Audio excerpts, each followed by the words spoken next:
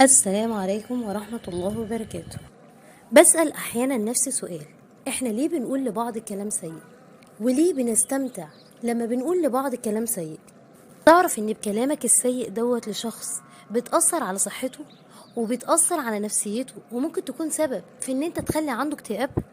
ده في ناس احيانا بتستمتع بالكلام السيء لشخص لدرجة ان هي ممكن توصله ان هو ما يكونش واثق من نفسه، على الرغم من ان الشخص دوت كان واثق من نفسه جدا، بس من كتر ما الكلام السيء دوت بيتقاله وصل لمرحلة ان هو معقول انا كده، ما بقاش واثق من نفسه.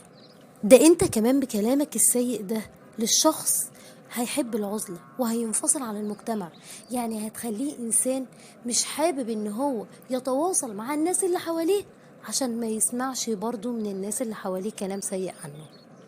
لا، والاكتر من كده ان انت هتخلي الشخص اللي انت عمال تسيء له دوت ان هو يتحول من شخص مسالم طبيعي جدا، انسان اجتماعي ظريف، لشخص عدواني كاره كل اللي حواليه.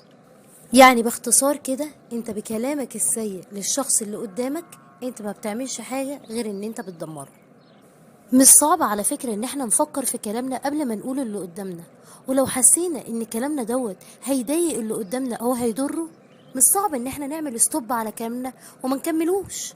بجد احنا لو بدلنا كلامنا السيء دوت بكلام طيب، كلام راقي، وبقينا نتعامل مع اللي حوالينا بإيجابية، الموضوع دوت هيأثر على حياتنا احنا للأحسن قبل ما يأثر على اللي حوالينا وقبل ما يأثر على اللي قدامنا.